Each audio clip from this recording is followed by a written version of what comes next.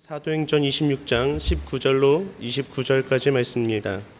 사도행전 26장 19절로 29절까지의 말씀입니다.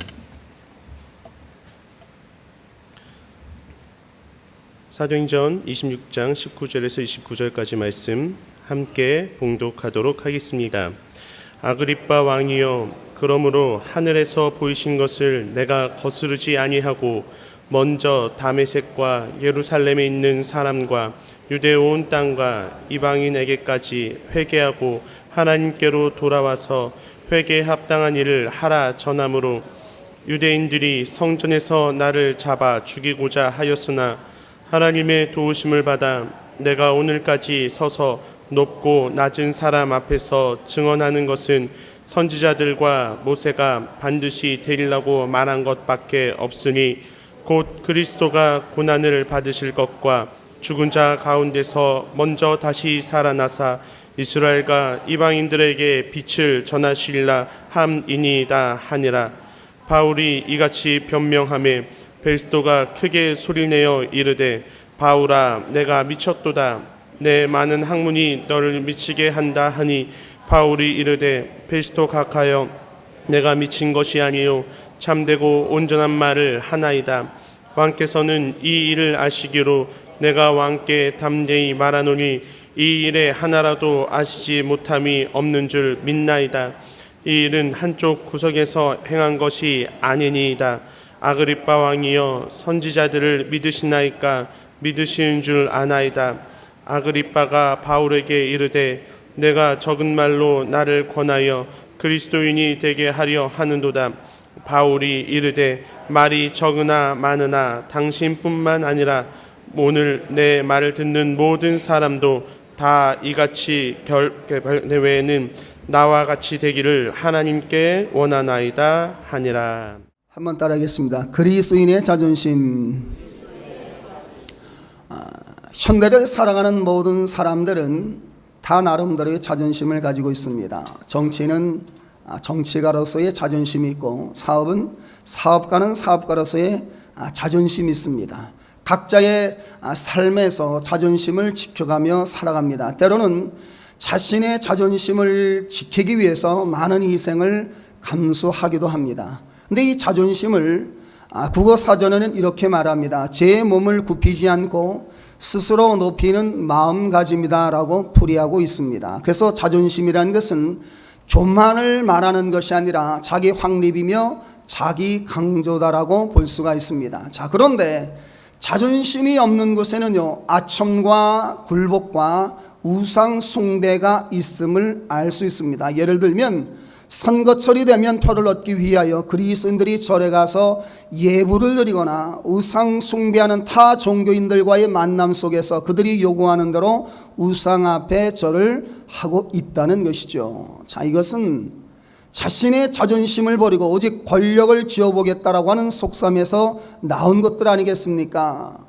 그래서 위대한 개인이요, 위대한 민족을 평가를 하는 것은 오직 이 자존심 하나로 결정되는 것이라고 볼 수가 있습니다. 특히 예수 그리스도를 믿는 우리가 세상을 향하여 아첨하거나 비굴해지지 않기 위해서 그리스도인의 자존심을 가지는 것은 매우 중요하다고 할 수 있습니다. 그것은 바로 하나님의 자녀답게 스스로 높이는 마음가짐이기 때문입니다. 오늘 우리는 지금 사도 바울의 생애 가운데에 가장 위대한 장면을 보고 있습니다. 본문은 성경 중에서 그리스도인의 자존심을 매우 감동적으로 보여주는 대목이라고 할 수가 있습니다. 사랑하는 성도 여러분, 여러분에게 묻습니다.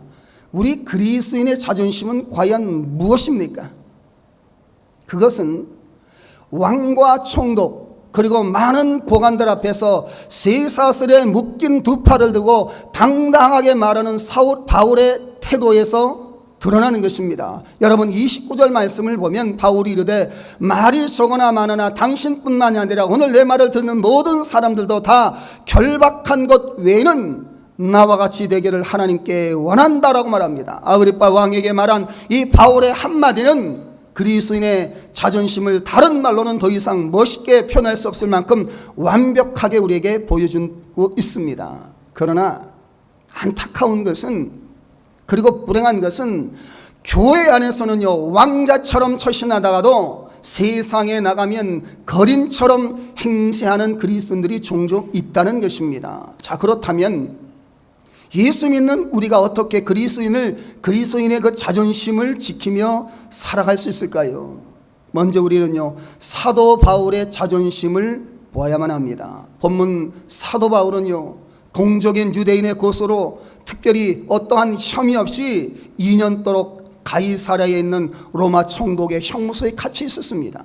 이때 유대인들은 지역 행정을 담당하는 총독 베스턴 고민에 빠진 것입니다. 당시 유대인 지도자들은 어떠한 무슨 수를 써서라도 바울을 죽이고자 애를 쓰고 있었기 때문에 이러지도 저러지도 못하는 진퇴양난에 빠져 있습니다.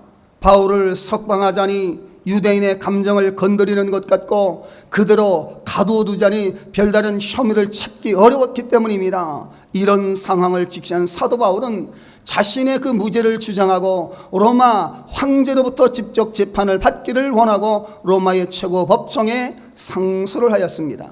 그래서 죄수를 황제 앞으로 보내려면 어떠한 뚜렷한 죄목이 무엇인가를 첨부를 해야 되는데 아무런 죄목을 찾지 못했던 총독에게는 마치 뜨거운 감자와도 같은 존재였습니다. 그래서 총독은 이때에 지역을 담당하는 자로서의 고민이 빠진 겁니다. 이런 상황을 직시한 사도 바울도요, 자신의 무죄를 주장하고 로마로부터의 황제의 재판을 받기 원하고 상소하게 이르는 겁니다.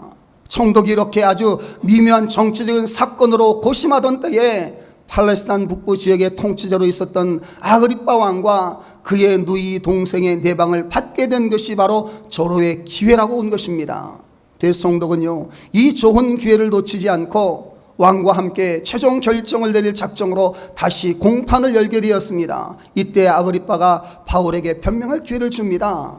그러자 바울은 먼저 아그리빠 왕을 향하여 자신이 어떻게 예수를 만났는지, 무엇 때문에 유대인들을 통해서 미움을 받게 되었는지에 대해서 설명을 합니다. 그리고 자신이 증거해주고 했던 그런 핵심, 다시 말하면 예수 그리스도께서 고난을 받으실 것과 죽은 자 가운데서 살아나심으로 말미암아 이스라엘 백성들의 오랜 소망이 성취되었음의 사실을 선포를 한 것입니다. 그러자 총독 베스는요, 참지 못하고 24절 이렇게 말합니다. 바울아, 내가 미쳤도다. 내 많은 학문이 너를 미치게 한다라고 큰 소리를 지르는 겁니다.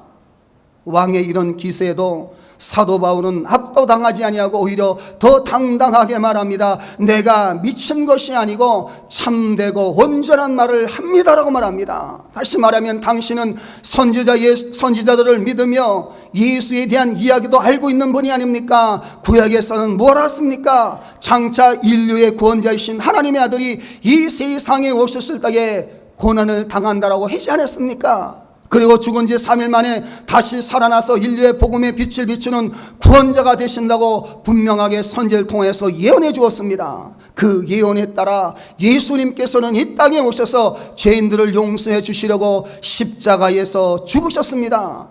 그러나 하나님은 그를 3일 만에 살리셨으며 이 예수님이야말로 구약 성경에 예언한 메시아입니다.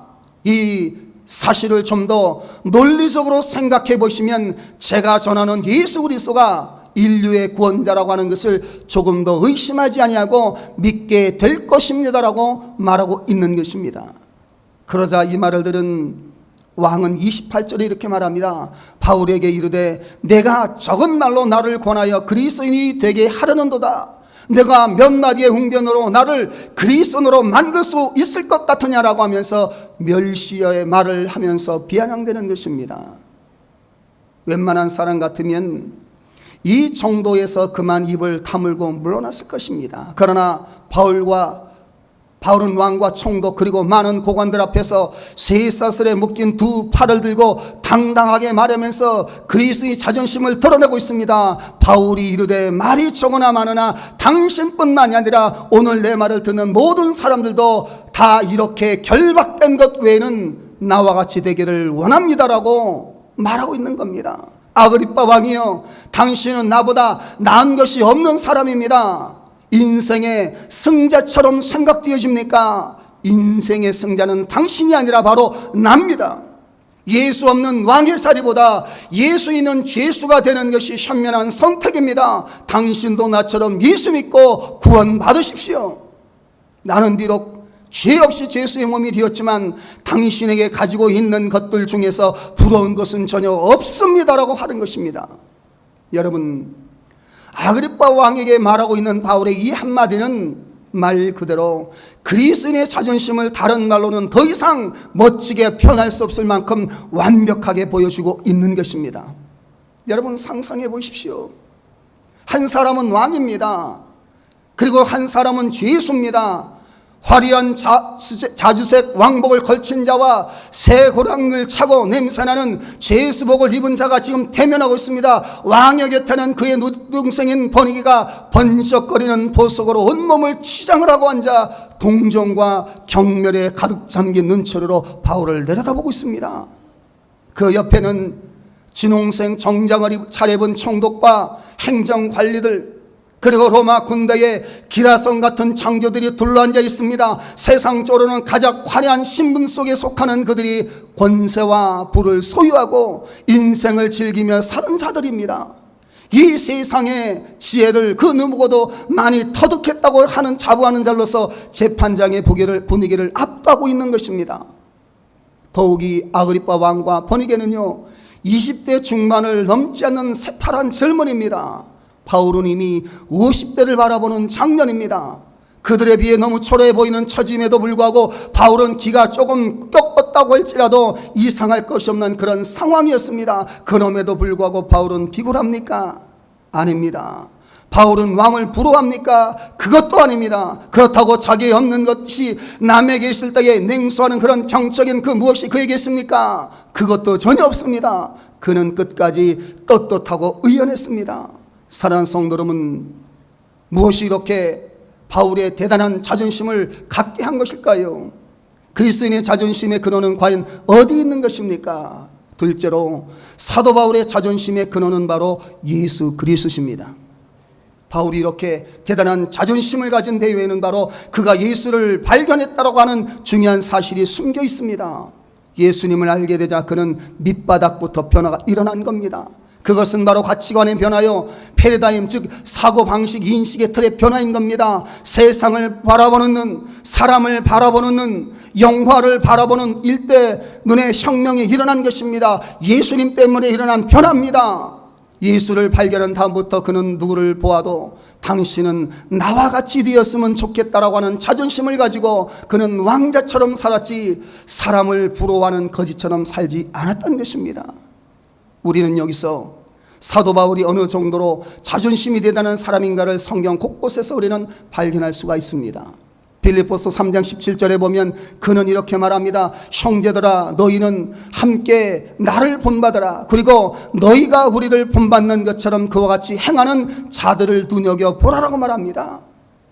형제들아, 너희는 나를 본받으라고 말하는 겁니다. 너희 모두는 바로 나를 본받는 자 되라라고 말하고 있습니다. 고린도전서 7장 7절에도 보면 나는 모든 사람이 나와 같이 되기를 원하노라. 그러나 각각 하나님이 받은 자기 은사가 있으니 하나는 이러고 하나는 저러하니라고 말합니다. 당시 고린도 교회는 예수 믿는 아름답게 변화된 처녀들이 많았습니다. 여러분, 지금도 예수 잘 믿는 처녀들이요, 결혼하기가 어려운 세상인데 그 당시는 얼마나 어려웠겠습니까? 그래서 혼기에 찬 처녀들이 결혼을 해야 하나 아니면 평생을 독신으로 살아야하는가라고 하는 문제로 고민을 하다가 사도 바울에게 상담을 해왔습니다. 이때 바울은 여러 가지 설명하는 중에 뭐라고 말하냐면 나는 모든 사람이 나와 같이 되기를 원하노라라고 처방을 했습니다.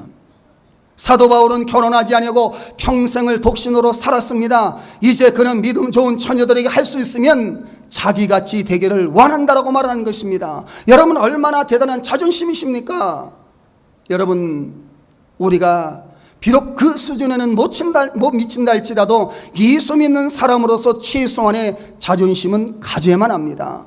그리고 이 자존심을요, 생명처럼 소중하게 여길 수 있기를 주님의 이름으로 축원합니다.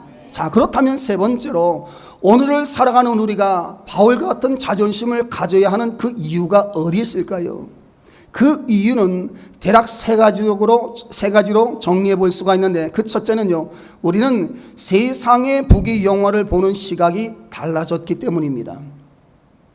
사도 바울은 변화받기 이전에 그는 완벽한 율법주의자였습니다. 그래서 예수님을 볼 때에 사기꾼, 엉터리로 보았어요. 나사렛 한 청년이 그 사람이 우리의 메시아라니 그는 믿지를 않았습니다. 스스로 이런 예수를 믿는 사람은 죽어야 한다, 이렇게 하는 것이 하나님을 위한 것이다 라고 하는 생각을 하고요, 예수 믿는 사람들을 감옥에 집어넣는데 힘을 쓴 것입니다. 그러던 그가 예수를 믿는 자들을 잡으러 다메섹으로 가는 도중에 다메섹 길에서 주님을 만나서 하늘의 음성을 들은 이후에 세상을 바라보는 시각이 달라진 것입니다. 빌립보서 3장 8절로 9절은 이렇게 고백합니다. 또한 모든 것을 해로 여김은 내 주 그리스도를 아는 지식이 가장 고상하기 때문이라. 내가 그를 위하여 모든 것을 잃어버리고 배설물로 여김은 그리스도를 얻고 그 안에서 발견되려 함이라고 말합니다. 나는 예수 그리스도를 믿는 것이 너무나 존귀해서 예수 믿는 것과 비교하면 다른 모든 것은 무가치한 것으로 여겨질 뿐이다. 나는 예수 그리스도에는 모두가 다 쓰레기다. 나는 쓰레기처럼 여기고 나는 모든 것을 다 내어버렸다는 겁니다. 여러분, 이처럼 예수 믿고 나면요, 세상을 바라보는 눈이 달라져야 돼요. 그렇게 그렇게 좋아서 쫓아가던 세상 것들이 무가치하게 보여져야만 하는 것입니다. 디모데전서 6장 7절로 8절은 이렇게 말합니다. 우리가 세상에 아무것도 가지고 온 것이 없음에 또한 아무것도 가지고 가지 못하리니 우리가 먹을 것과 입을 것이 있은즉 족한 줄로 알 것이다 라고 했습니다. 하루하루를요, 하나님의 은혜로 살아가기 때문에 믿는 자는 굳이 세상 부귀 영화에 연연할 필요가 없다는 것입니다. 좀 오래됐습니다만 세상을 뜬 성철 스님이 있습니다. 그는 평생을 바쳐서 진리를 추구하던 구도자였다고 할 수 있죠. 그러나 그는요, 길을 잘못 들어선 구도자였어요. 그가 만약에 예수를 믿었다면 아마 위대한 영적인 지도자가 되었을 것이에요. 그는 초등학교 교과서를 비롯해서 몇 트럭분의 책을 실어다가 읽으면서 그 깊은 산골에 있는 절간에서 세상과 45년 동안 단절하고 벽을 쳐다보면서 돌을 닦았답니다. 여러분, 그가 돌을 터득한 도가 무엇인지 압니까?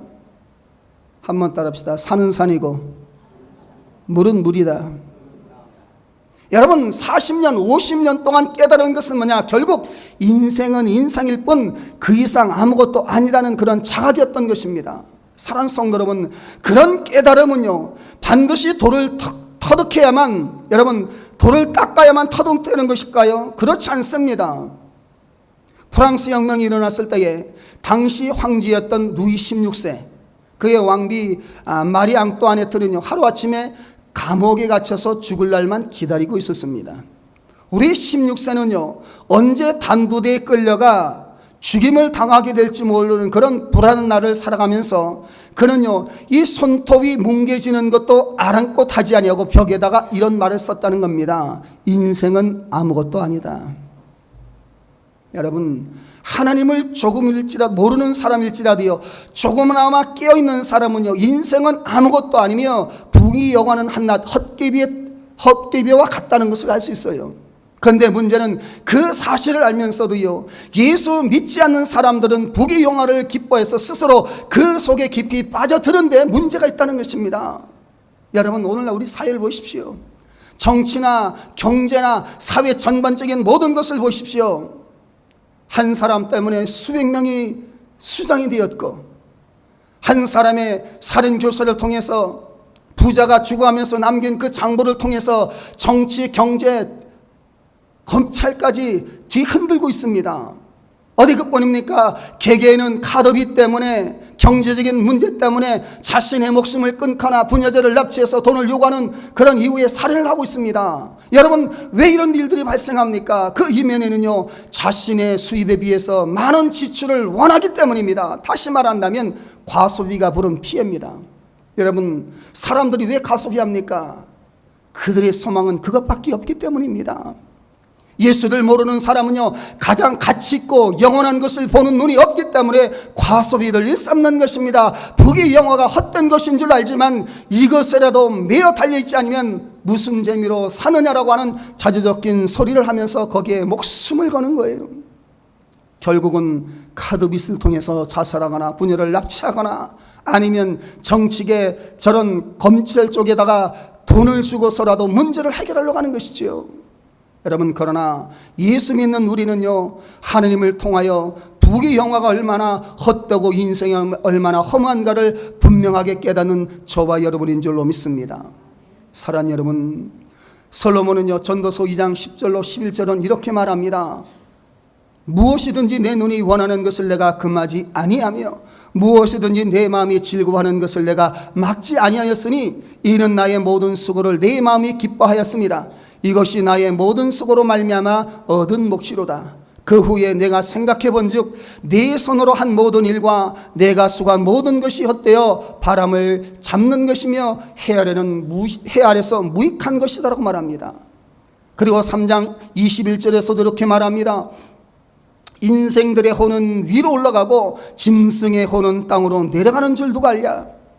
이 일의 결국은 다 들었으니 하나님을 경외하고 그 명령을 지킬지어다. 이것이 모든 사람들의 본분이라고 말합니다.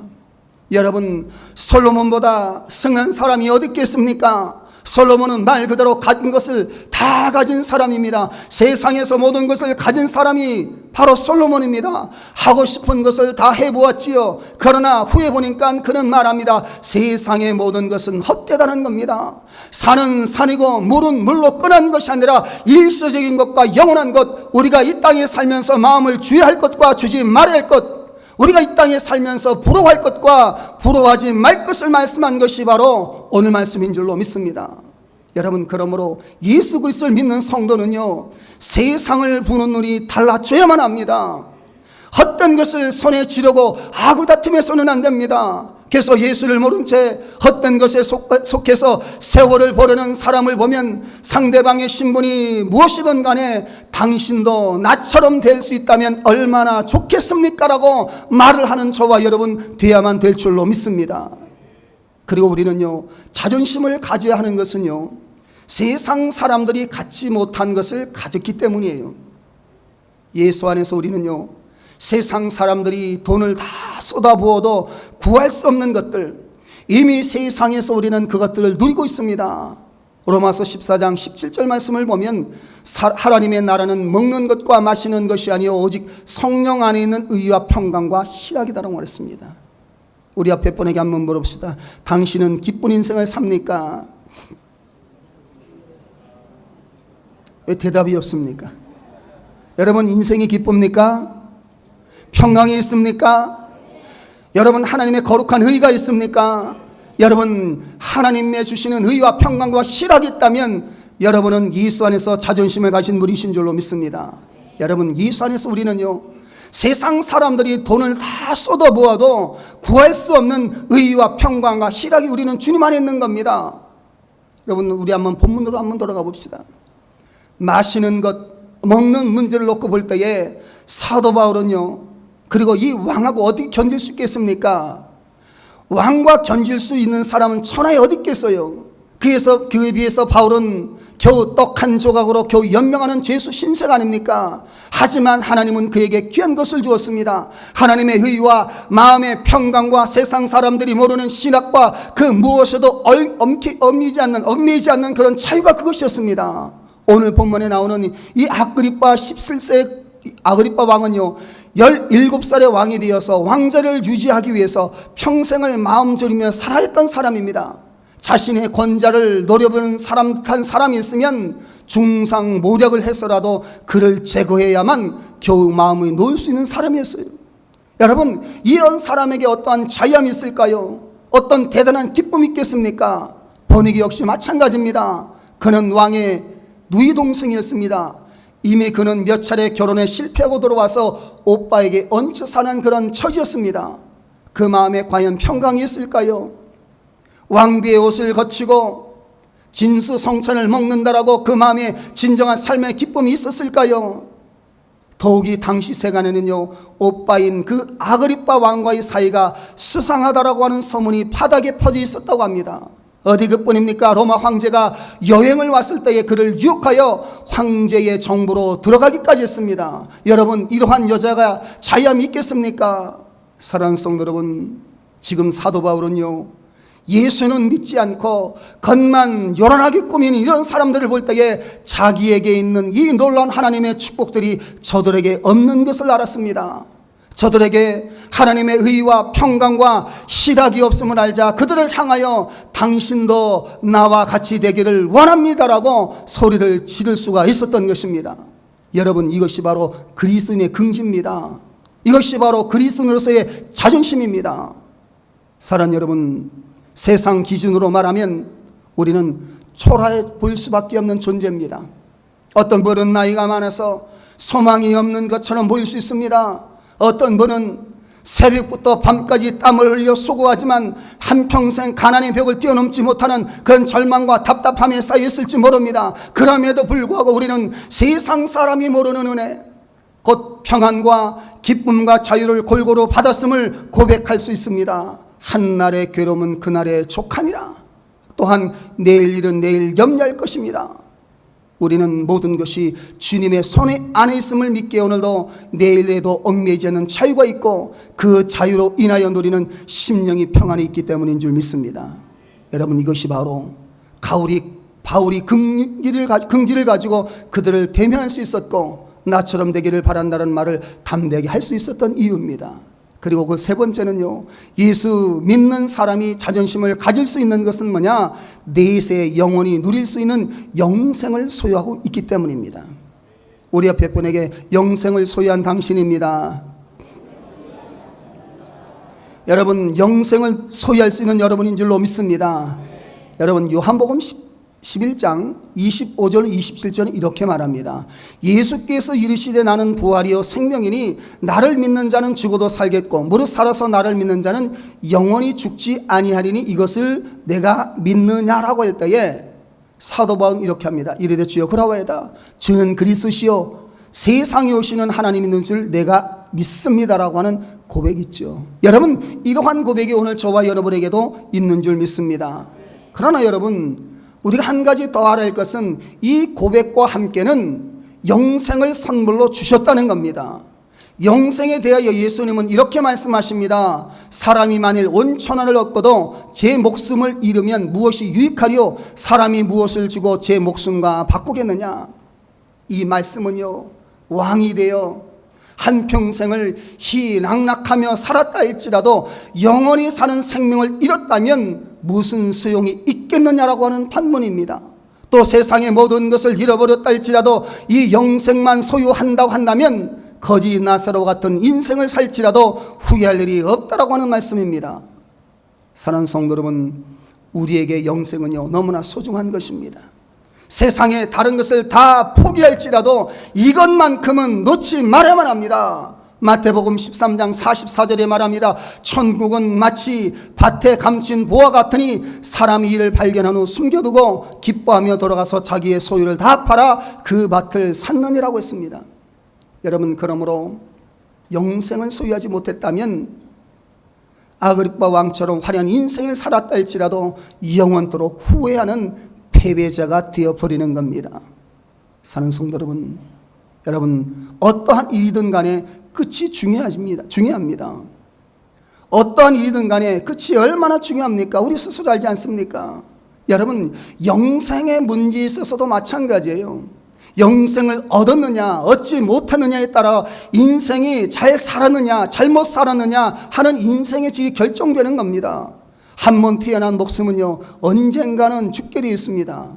여러분, 여기에는요 다 한 명의 예외도 없습니다. 여러분, 그러므로 인생의 끝이 좋으려면 영원히 누릴 영광으로 이어져야만 합니다. 그렇게 되기 위해서는 끝을 좌우하는 권세를 가진 예수 그리스도를 내 안에 모셔드리고 늘 예수님과 함께 해야만 하는 겁니다. 예수님은 자신을 일으켜서 이렇게 말씀하십니다. 나는 알파와 오메가요 처음과 나중이요 시작과 끝이라고 했습니다.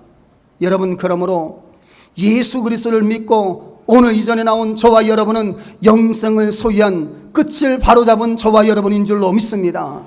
인생의 성패는요, 여러분 이 땅에서 얼마나 오래 살았느냐 달려있지 않습니다. 네 세에서 영원히 살 수 있느냐 없느냐의 여부에 달려있는 겁니다. 그래서 사도 바울은요, 아그리빠 왕을 볼 때에 그칠 잘못 잡은 사람이었어요. 그래서 불쌍하게 본 겁니다. 왕뿐만 아니라 그 자리에서 바울의 말을 듣고 있는 많은 사람도 같은 처지였습니다. 세상에서 잠시 죄수로 살다가 내세에서 영원한 왕조로 사는 것은요, 세상에서 잠시 왕으로 살다 내세에서 영원한 죄수로 사는 것과는 비교할 수 없는 복이기 때문에 바울은 자신이 결박당한 것 외에는 그들 모두가 자신과 같이 되기를 원한 것입니다. 말씀을 정리합니다. 사랑하는 성도 여러분, 이제 우리는요, 사도 바울과 같은 자존심이 우리 자신 속에 있는가를 살펴보아야만 합니다. 여러분은 아그리빠와 버니게를 부러워합니까? 만약 그렇다면 그것은 예수 그리스도를 모신 당신에 대한 모욕입니다. 또한 쇠사슬을 차고 외로이 복음을 전하는 바울이 초라하게 보입니까? 당신은 어딘가 잘못된 그리스도인입니다. 우리 중에 아직도 인생을 향하여 비굴하게 구걸하는 자와 세상 부귀 영화를 하늘의 영광보다 불한 분이 있다면 성령께서 이 자리에 임하셔서 성령의 능력으로 치료하기를 기대하시길 바랍니다. 그래서 세상 사람들이 모르는 하나님의 의와 평강과 기쁨과 자유함을 누리는 예수님과 함께하는 삶을 사시길 바랍니다. 모두가 나처럼 되기를 원한다라고 증거했던 사도 바울처럼 그리스도인의 자존심을 가지고 신앙생활하는 저와 여러분 모두가 될 수 있기를 주님의 이름으로 축원합니다.